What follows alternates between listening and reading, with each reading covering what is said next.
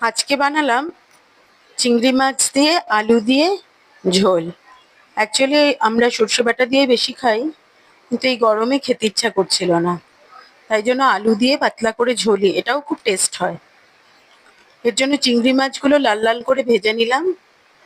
তারপরে আলুটাও একটু লম্বা করে কেটে নিয়ে ভেজে নিলাম।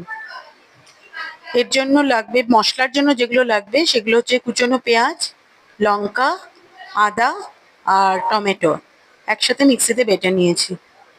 এবার আলুগুলোকে লাল লাল করে ভেজে নেব। এই রান্নাটা খুব সুস্বাদু হয়, একবার বানিয়ে খেয়ে দেখবেন।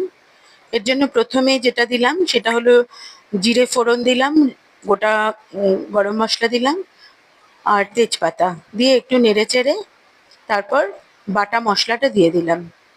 এবার ভালো করে এটা কষাতে হবে। কষিয়ে যখন এটার থেকে একটু তেল ছেড়ে আসবে তখন দিয়ে দিলাম হলুদ গুঁড়ো, জিরে গুঁড়ো আর একটু কাশ্মীরি লঙ্কার গুঁড়ো আর স্বাদ মতো লবণ। এবার একটু গরম জল দেব। আমি আমার রান্নায় একটু গরম জলই ইউজ করি, কারণ আমার মনে হয় গরম জল দিলে রান্নার টেস্টটাকে একটু এনহ্যান্স করে। তারপরে ভালো করে একটু নেড়ে যখন কষে আসবে, তার আগে আমি আলু আর চিংড়ি মাছগুলো দিয়ে দিয়েছিলাম। তারপর কষিয়ে ভালো করে এর মধ্যে আরেকটু গরম জল দিয়ে দিলাম গ্রেভির জন্য। আপনারা যতটুকু গ্রেভি রাখবেন সেই অনুযায়ী জলটা দেবেন। পরে ঝোলটা যখন একটু ফুটে আসবে তখন একটুখানি চিনি দিয়ে ভালো করে আবার একটু ফুটিয়ে নামিয়ে।